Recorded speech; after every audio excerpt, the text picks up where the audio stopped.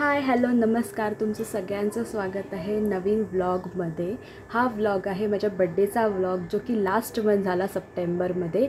हा super late post आहे, पण I promise you will enjoy it because सगळं मी इथे सांगणार आहे मी काय काय केलं। ॲक्च्युली बड्डे नाही तर बड्डे वीक चालू होता माझा, आणि कोण कोण लोकं आलेली, कोणी कोणी कसं सेलिब्रेट केलं, कोणी कोणी काय काय सरप्राइजेस दिले।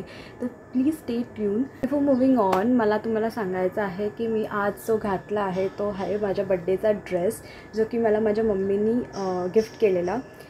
ह्या ड्रेसच्या पाठीमागे एक स्टोरी आहे। तर आम्ही दोघी बिग बॉस बघत बसलेलो होतो, आणि मध्ये निक्कीने असा सॅटिनचा पिंक कलरचा ड्रेस घातलेला आणि असा शिमर आय मेकअप केलेलं होतं, आणि मला ते इतकं छान वाटलेलं होतं। आय डोंट नो, मी असं अडॉर करत होती तिला की वाव किती छान कलर आहे, किती छान ड्रेस आहे, मला तिचा आय मेकअप आवडला, मला तिचे इयरिंग्स आवडले, असं वगैरे मी जस्ट अडॉर करत होती। माझ्या मम्मीने ते लक्षात ठेवलं आणि त्याप्रमाणे तिने ऑर्डर केलं, म्हणजे ऑनलाईन तिला दिसला ड्रेस, आणि तिने तो माझ्या बड्डेसाठी मला तो गिफ्ट केलेला आहे। सो माझा बड्डे असतो 13 सप्टेंबरला, पण थोडं आपण बॅकस्टोरी ऐकूया की 11 सप्टेंबरला मला आला माझ्या नंदेचा फोन रात्री की उद्या आपल्याला जायचं आहे गणपती दर्शनाला, लालबाग परळ चिंचपोकळी असं गणपती दर्शन करायचं आहे। तर तिकडे आपल्याला लेट होईल, म्हणजे 12 वाजतील, तू कसं करशील? तर मी म्हटलं एक काम करते, आपलं दर्शन होईल, मग माझा टाईम झाला हॉस्टेलच्या गेट बंद व्हायचा, मी निघून येईल। तर ती बोलते एक काम कर, त्यापेक्षा तू राहायच्या दृष्टीने येईल। तर मी हो चालेल असं म्हणजे बोलले, ठीक आहे चालेल। आणि मग मी फोन ठेवला, आणि मला लक्षात आलं की ओके, जर उद्या मला ऑफिसवरून दर्शनाला जायचं आहे, म्हणजे मला त्या रात्री राहावं लागेल, आणि दुसऱ्या दिवशी माझा बड्डे आहे, म्हणजे ऑफिसला मला हा ड्रेस घालून जायचा होता ऑल दॅट। तर मग मी कसं करू? मग मला इस्त्री लागेल, म्हणजे थोडा ड्रेस असं फिक्स करायला। तर मी त्याला मेसेज केला, हे बघ असं असं आहे, मला इस्त्री लागणार आहे, तर तुमच्याकडे असेल का म्हणजे इस्त्री अवेलेबल? तर थोडं ऑब्वियस ब्रो, असणार, अम्माकडे इस्त्री असणार वगैरे, तिने मला सांगितलं की असणार असं। म्हणून मी त्याप्रमाणे पॅकिंग केली, आणि दुसऱ्या दिवशी मी ऑफिसला गेले, आणि ऑफिसवरून गेलो आम्ही दर्शनाला।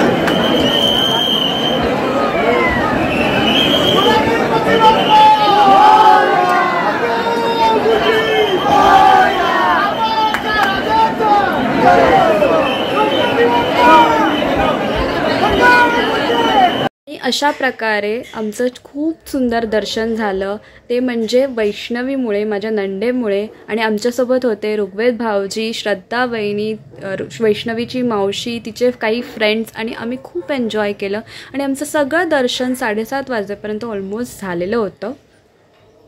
सो आता 7:30 वाजेपर्यंत तर आमचं दर्शन झालेलं होतं, मग मी हॉस्टेलला जाऊ शकते ना।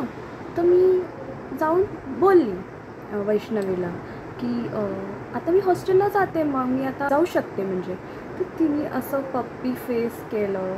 मुळात मला कल्पना नव्हती की त्यांना माझा बड्डे माहिती आहे, आणि त्यांना माझा बड्डे करायचा आहे, म्हणून हा सगळा घाट घातलेला आहे। आणि ह्या सगळ्याच्या पाठीमागे माझे मिस्टर आणि माझ्या सासूबाईंचा पण हात आहे की 12 वाजता असं सरप्राईज वगैरे ठेवलेलं, असं हे सगळं होणार आहे, हे मला माहिती नव्हतं ना। तिने असा पप्पी फेस करून मला बोलायला लागली, नाही तू नको जाऊस, आपल्याला अजून दादरचे गणपती बघायचे आहेत ना, असं वगैरे ती मला कन्व्हिन्स करत होती। म्हटलं हां ठीक आहे असं, म्हणजे मला खूप वाईट वाटलं, बिचारी असं एकदम तोंडच पाडलं। आणि म्हटलं की हां ठीक आहे, जाऊया आपण, म्हणजे असं करूया एन्जॉय। तर मग असं डिनर वगैरेचा प्लॅन झाला की डिनरला जायचं वगैरे। सो मी गेली मामींच्या घरी, मोठ्या मामाकडे, म्हणजे वैष्णवीच्या घरी, आणि आम्ही थोडं फ्रेश झालो, तयारी केली। मामी होत्या घरी, त्यांनाही बड्डे माहिती होता, पण ते असं सरप्राईजसारखं त्या लोकांनी ठेवलं होतं। मुळात आपण आता लहान राहिलेलो नाही की माझं बड्डे आहे उद्या, बड्डे असं करत बसत नाही ना आपण आता। तर मी काहीच बड्डेचा वगैरे काही विषय काढला नव्हता, काहीच नाही। त्यामुळे आणि मला डोक्यातही आलं नाही, डिनरचं पण मला माहिती नव्हतं, तरीही मी रोहायला जायच्या तयारीने सगळं पॅकिंग केलेलं होतं। आणि मी माझा एक ब्लॅक कलरचा वन पीस घेतला होता, तर मग मी गाडीत जेव्हा आम्ही बसलेलो होतो घरी निघण्यासाठी, तर मी वैष्णवीला बोलले मला बघावं लागेल मी काहीतरी डिनरसाठी आणलं आहे का, म्हणजे आउटफिट. पण मग असं कुठेतरी बॅक ऑफ द माइंड मला माहिती होतं मी काहीतरी भरलं असं. तर त्याप्रमाणे मग मी घरी गेले, तर मला कळलं की अरे हां, मी ब्लॅक कलरचा वन पीस भरलेला आहे आणि कोइन्सिडेंटली वैष्णवीने पण ब्लॅक कलरचा आउटफिट काढला. ऑल्सो आमचं दुपारी असं कोइन्सिडेंटली झालेलं होतं की आम्ही तिघी पण व्हाईट घालून आलेलं होतं, जे तुम्ही आता बघितलं आधी. तर मग मी म्हटलं वैष्णवी पहिलेच श्रद्धावहिनींना मेसेज कर, त्यांना सांग की तुम्ही पण ब्लॅक कलरचंच घाला, आपण परत तिघीजणी असं ब्लॅक कलरचं. तर ते असं मुलींचे थोडेसे असे नखरे असतात, त्याप्रमाणे आम्ही ते डिसाईड केलं आणि आम्ही तयार झालो. आणि मग अंग्रेजी धाबाला आम्हाला जॉईन केलं सोहम आणि सात्विकने. आणि सगळ्यात मेन सरप्राईज होतं ते म्हणजे आई आल्या ठाण्यावरून मला सरप्राईज द्यायला, आणि मग मावशी आल्या.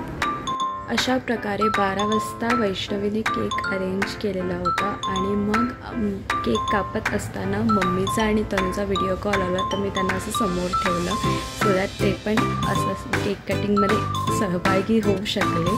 आणि मग आम्ही केक कापला.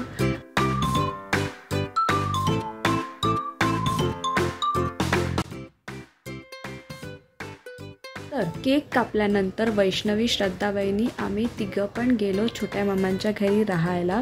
रात्रभर आम्ही खूप मनमोकळ्या गप्पा मारल्या. तरी आम्ही सकाळी उठून लवकर तयारी केली, कारण मला ऑफिसला जायचं होतं. श्रद्धावहिनींनी माझी ओटी भरली, माझी आरती केली आणि ऋग्वेद भाऊजींनी मला सकाळ सकाळ सिद्धिविनायकचं दर्शन घडवलं. खूप सुंदर सुरुवात झाली माझ्या बड्डेची. ऑफिसला पोचल्यावर मी असा डेस्क सजवलेला बघितला. हाँ मैं ले रही हूँ. स्टार्ट. तू ही डर जाएगी.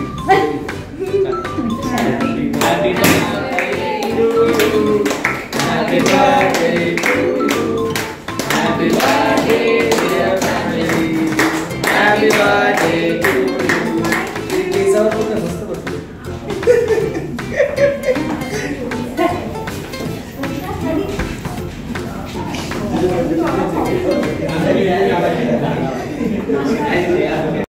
ऑफिसमध्ये असतानाच मला आला आईंचा व्हिडिओ कॉल. थँक्यू. त्यांनी त्यांच्या स्टुडंट्सना सगळ्यांना चॉकलेट्स वाटले माझ्या बर्थडे निमित्त आणि त्यांना विश करायला सांगितलं आणि थँक्यू सो कॉल मच. केलेला होता. It was a very sweet gesture of her. आणि मग मी आणि अनुश्री आम्ही गेलो आजी आजोबांच्या घरी. खूप धावती भेट होती, पण माझी खूप इच्छा होती की मी आजच्या दिवशी तर भेटूनच जाणार आजी आजोबांना. त्यामुळे मी त्यांचे आशीर्वाद घेतले आणि आम्ही मग गेलो आईबाबांना भेटायला. तर आईबाबांनी पण माझ्या बड्डेसाठी खूप छान तयारी केली होती. अभिनव केक पाठवलेला होता आणि मी ठाण्याला राहायला आले माझ्या ऑफिसच्या मैत्रीण अनुश्रीला घेऊन, कारण की आम्हाला दुसऱ्या दिवशी निघायचं होतं रोह्यासाठी.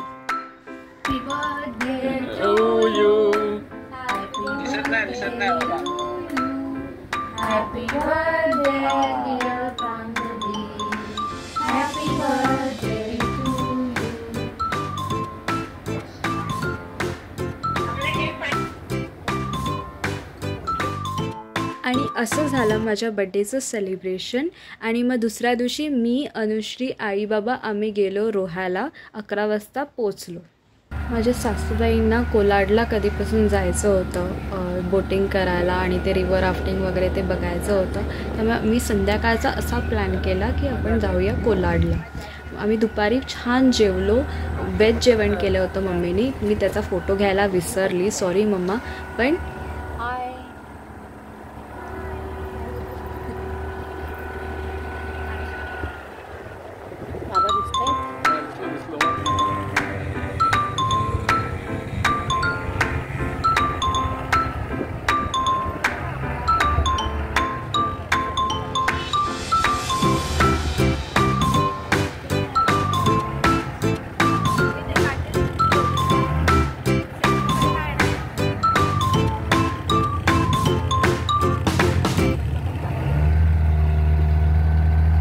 अशी आम्ही इव्हनिंग पुरी कोलाडला स्पेंड केली आणि खूप छान वाटलं, खूप शांत वाटलं.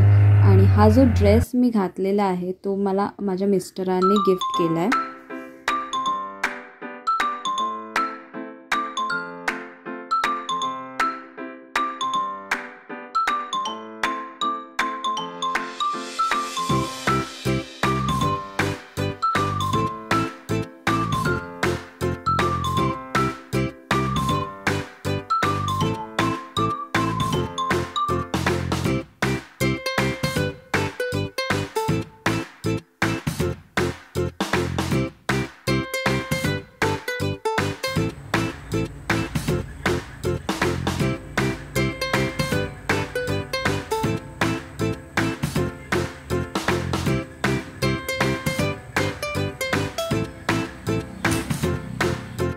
हे दोघं रिअल आहेत, कोंबडा कोंबडी रिअल आहेत.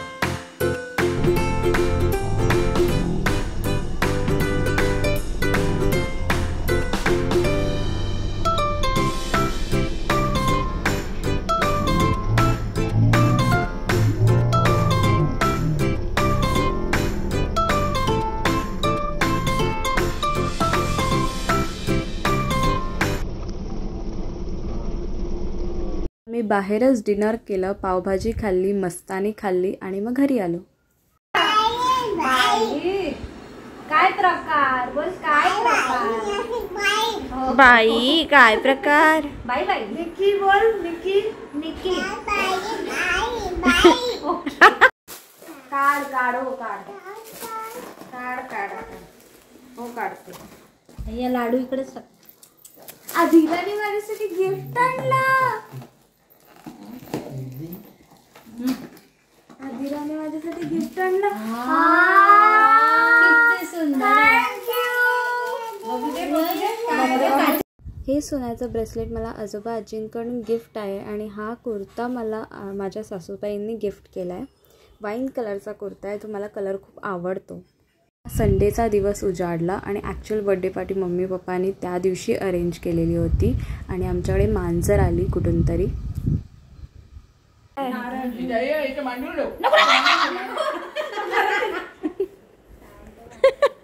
परत गडबडीत मी जेवणाचा फोटो काढायला विसरली. मस्त मटण सार भात केलेला होता मम्मीने. Sorry mamma. खूप छान इव्हनिंग पार्टीसाठी माझा तनुने मेकअप केला आणि हा ड्रेस पण तिच्याकडूनच गिफ्ट आहे.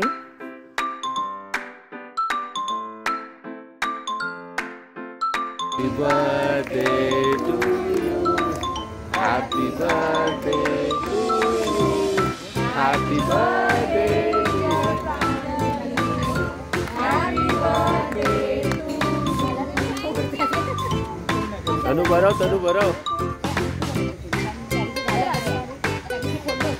Tanu baraw tila.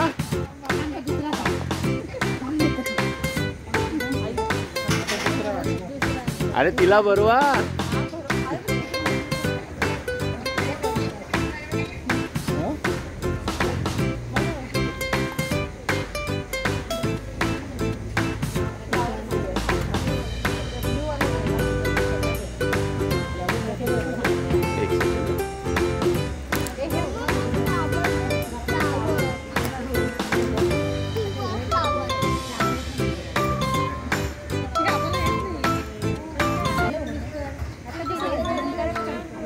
आता हा दुसरा केक जो कापला जातोय तो ह्या छोटी अधिराच्या मम्मीने आणलेला आहे. हे लोक आमच्या शेजारी राहतात आता आणि हे जे बाकीचे लोक आहेत ते सगळे पूर्वीचे शेजारी आहेत. आणि शेजारी म्हटलं की घरच्यासारखं असतं ते, सुखदुःखात सामील होणं आणि त्या सगळ्या गोष्टी. त्यामुळे मला खूप छान वाटलं. सगळे माझे घरातलेच लोक होती आणि सगळ्यांनी खूप छान सेलिब्रेट केला. फजिती चालली आहे त्या पार्टी पॉपरला घेऊन. तोही अधिराच्या मम्मीने आणलेला आहे आणि कोणालाच तो फोडता आला नाही, पण फायनली भूषणदादाने येऊन तो फोडलेला.